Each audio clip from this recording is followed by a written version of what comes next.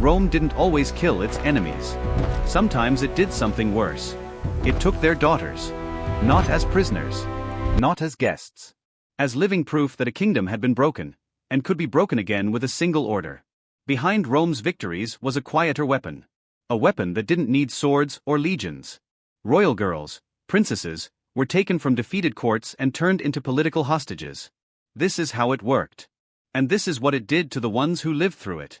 The main character of this story isn't one person. It's a system. A Roman habit so effective it barely needed to be written down. When Rome defeated a rival, especially a king, it didn't just seize land. It seized leverage. It demanded obedience that lasted longer than the victory parade. And the cleanest way to guarantee obedience was simple: take something the defeated ruler couldn't replace. An heir. A child. A royal daughter. Because a king can rebuild an army. He can raise taxes. He can recruit allies. He can lie. He can wait. But when Rome holds his bloodline in its hands, waiting becomes impossible. To the Roman public, it could be framed as mercy. The children were protected. They were educated. They were civilized. In reality, it was a leash that reached across oceans and mountains, wrapped around a defeated throne, and tightened whenever the Senate felt a tremor of rebellion. And it wasn't rare. It was policy without the name. Hostages were a language of power in the ancient world, but Rome turned it into an art form. They learned that a hostage who is treated well can be more useful than one treated cruelly. A well-fed hostage becomes a billboard for Roman dominance. A hostage who learns Latin and Roman customs becomes a future tool, someone who might return home and rule in Rome's shadow, grateful, reshaped, or broken into cooperation. This is why history remembers it. Because it wasn't just about captivity. It was about rewriting families. The hostage wasn't merely insurance. She was a message.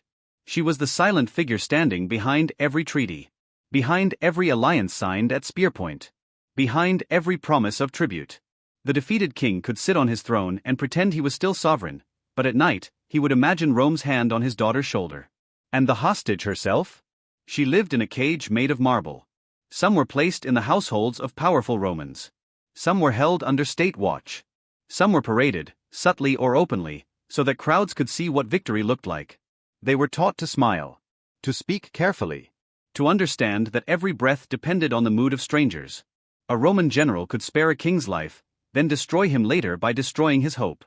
A Roman politician could use a hostage like a coin, spent in a marriage, traded in a negotiation, threatened in a crisis. And royal girls had a particular value. They could be used to stitch alliances with Roman families. They could be used to produce children whose blood tied two worlds together.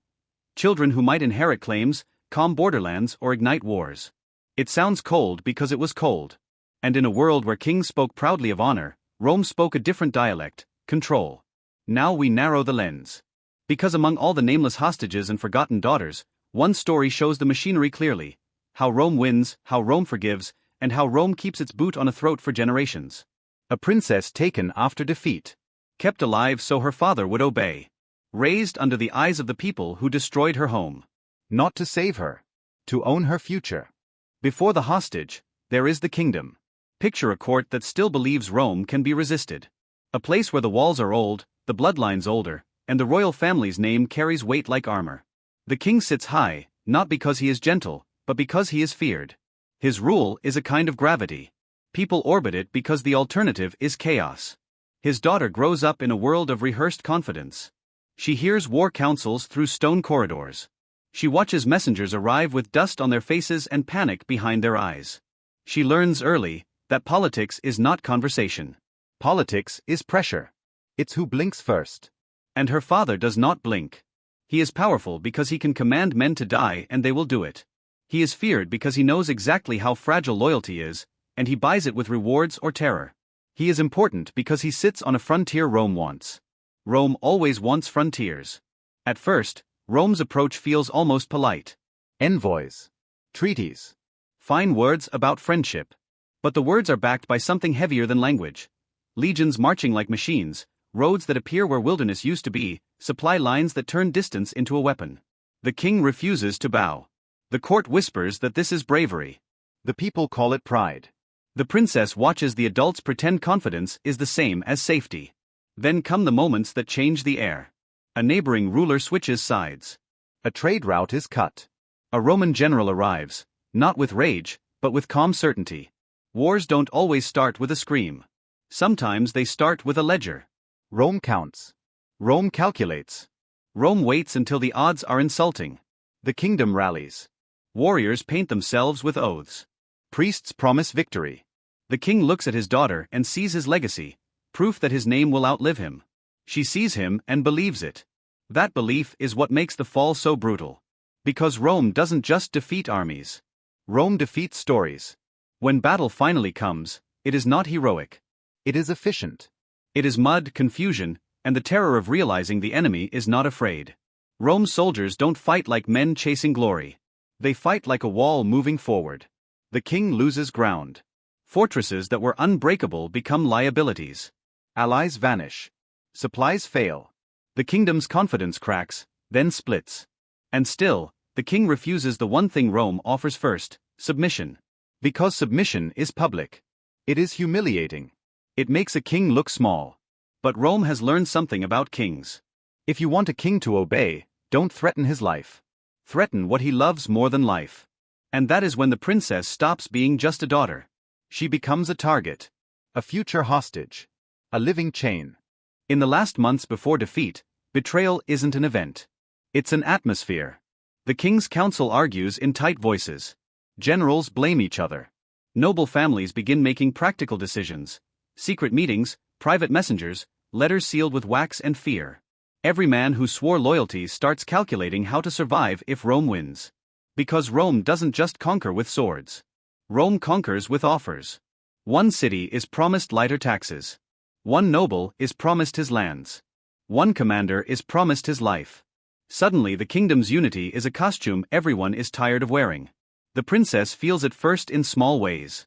Guards change. Corridors become quieter. People look away too quickly. Even servants, people who used to treat her like sunlight, move like they're afraid she's already a ghost. Then the Roman demands arrive. Not just tribute. Not just hostages. Specific hostages. A list. A name. Her name. The king refuses at first, violently. He speaks of honor. He speaks of ancestors. He speaks as if words can hold back an empire. But Rome is not asking because it needs permission. Rome asks because it wants the refusal to be seen. It wants the king to look unreasonable. It wants the king's own people to start thinking, why are we dying for this pride? And when people begin thinking that, Rome doesn't need to break the gates. It only needs to wait for the gatekeepers to open them. The turning point comes quietly. A trusted advisor urges negotiation. A relative suggests sending the girl for her safety. A noble argues it's temporary. Just until peace is secured. Temporary is how chains are sold.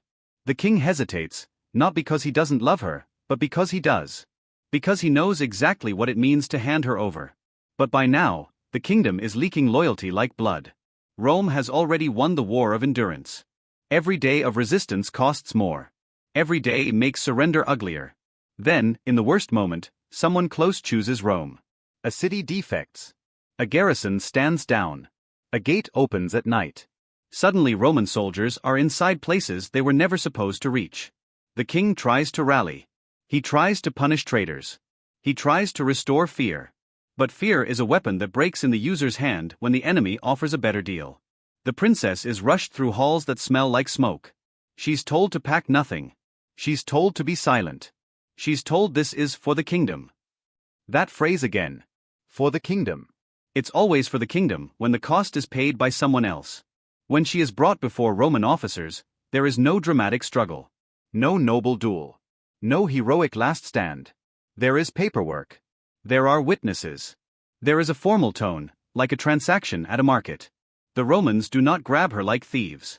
They receive her like property that has already been purchased. And that's the real betrayal. Not the noble who opened the gate.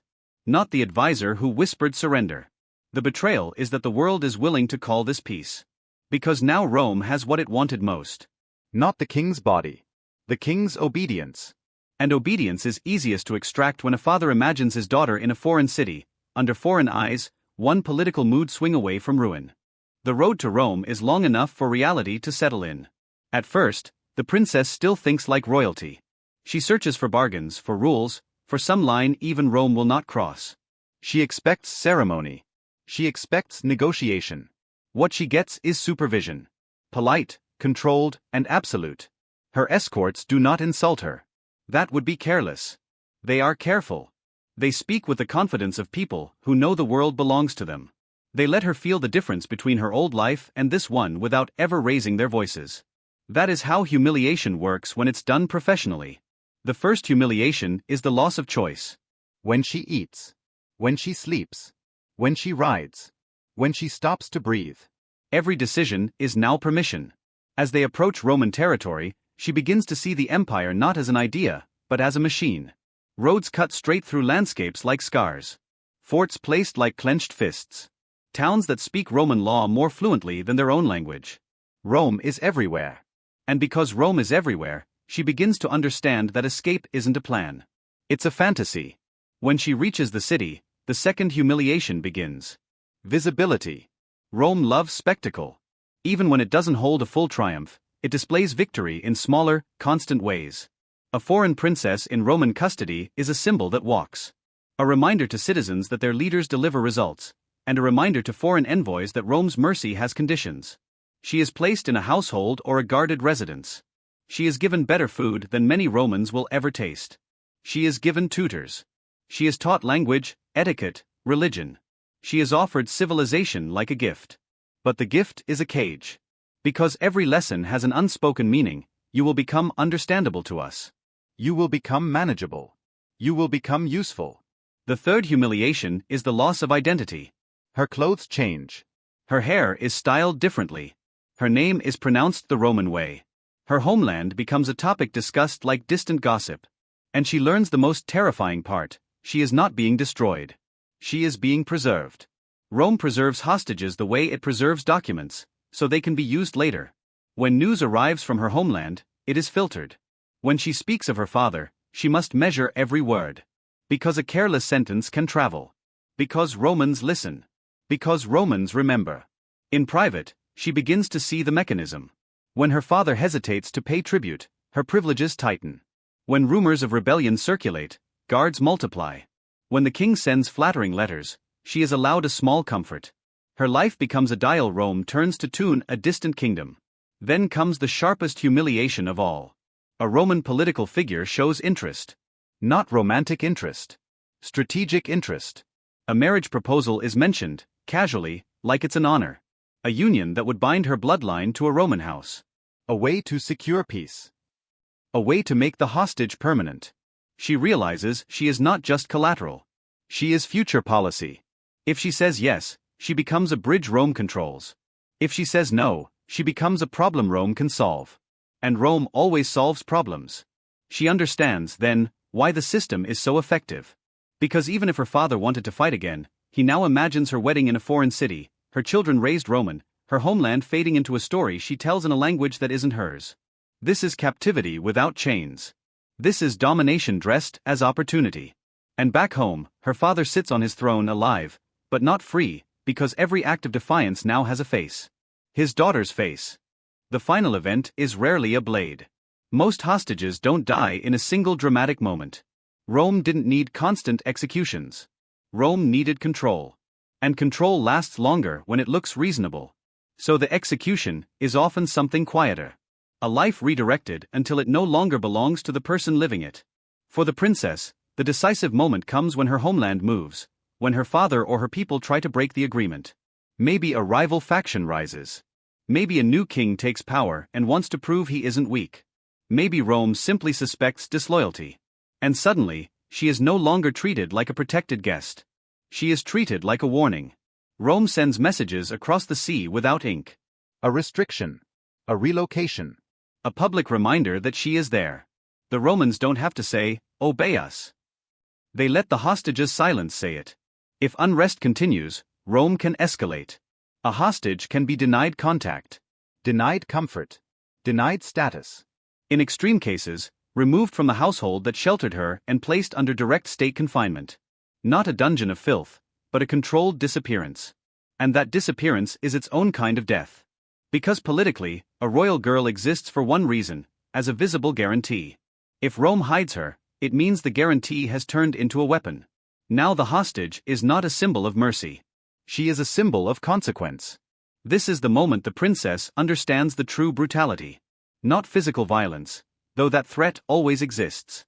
The brutality is psychological. The brutality is knowing you can be erased from public life at the exact moment your homeland needs you most. Back home, her father receives updates in fragments. He imagines her alone. He imagines Roman voices around her, calm and indifferent. He hears, in every Roman letter, the same sentence that is never written. We still have her. And then the final transformation occurs, the one that Rome prefers. The princess is used. She is married into a Roman-connected network, or she is installed later as part of a settlement, or her presence becomes the excuse for a new treaty. Even if she returns altered, bound by Rome's expectations, surrounded by Roman advisors, her very survival tied to continued cooperation. This is where the word execution finally fits. Not execution of the body. Execution of the future she should have had. The girl who might have ruled freely becomes a tool of Rome's diplomacy. The daughter who might have strengthened her people becomes an instrument used to weaken them. Her bloodline, once a threat to Rome, becomes a thread Rome weaves into its own fabric. And if she resists? Rome has options. Rome can keep her in the city forever. Rome can remove her from succession. Rome can elevate another claimant. Rome can destroy the political value she represents. A hostage who becomes inconvenient becomes disposable, not always as a corpse, but as a person who no longer matters. A life reduced to footnotes. That is how Rome ends the story. Not with a dramatic killing. With a quiet rewriting. A princess taken after victory, preserved carefully, then spent, like currency, until nothing remains of the kingdom that once raised her to believe she was untouchable. Rome's last act is not violence. It is ownership. Rome loved to call itself civilized. It built roads. It raised aqueducts. It gave laws a shape the world would copy for centuries. It wrote history in clean Latin sentences that sound like order itself. But behind that order was a truth Rome rarely said out loud. An empire doesn't survive on victories alone. It survives on leverage. And nothing is leverage like family. The battlefield ends. The blood dries. The defeated bury their dead. Years pass. The empire collects taxes. Trade resumes. People tell themselves the worst is over. And that is exactly when Rome's hostage system does its best work. Because it turns peace into a permanent hostage situation. A conquered king may keep his crown, but he no longer owns his decisions. Every choice becomes a negotiation with a distant city that has his daughter. Even if she is treated well, even if she lives in comfort, the message remains the same. Your line continues because we allow it. That's why taking royal girls was so effective. It struck at the one place no ruler can armor. A father can accept humiliation for himself. He can pretend it's strategy. He can call it patience. But when the cost is his child, his pride becomes a liability. His courage becomes selfishness. His rebellion becomes a gamble with someone else's life. Rome didn't need to station legions everywhere forever. It just needed a few living anchors, hostages placed in the right hands, at the right time, under the right gaze. And it wasn't only fear. It was transformation. A hostage raised in Rome learns Roman habits. Roman logic. Roman language. She learns which gods are safe to name, which opinions are dangerous to say. She learns how power actually works in the capital, how a smile can be a weapon, how a dinner invitation can be a trap. Even if she returns home, she returns changed. And that change spreads. She may calm rebellion because she understands Rome's retaliation. She may encourage surrender because she believes resistance is hopeless. Or she may become a spark, proof that Rome has crossed a line no people can tolerate. Either way, Rome wins something. Because Rome didn't merely take territory. It took time. It took the next generation. This is the part history sometimes softens. It calls them wards. It calls them guests. It calls it diplomacy. But ask yourself what it means when a child's freedom depends on her father's obedience. That isn't hospitality. That is coercion so refined it can wear a polite face. And once you see it, you start noticing it everywhere in Rome's story. In the way client kings suddenly become loyal. In the way rebellions collapse without a final battle. In the way foreign dynasties become tangled with Roman families until independence feels like a myth their grandparents once told. Rome's hostage system was not an accident. It was a blueprint. A way to conquer without constantly fighting. A way to turn victory into a permanent presence. A way to make the defeated police themselves. So the next time you picture Rome, don't just picture legions and banners. Picture a girl in a foreign house, speaking carefully, sleeping lightly, realizing that her life is not being lived, it is being held. Because that is what made Rome terrifying. Not only that it could kill you, but that it could keep you alive, and still take everything. And here's the question that doesn't go away.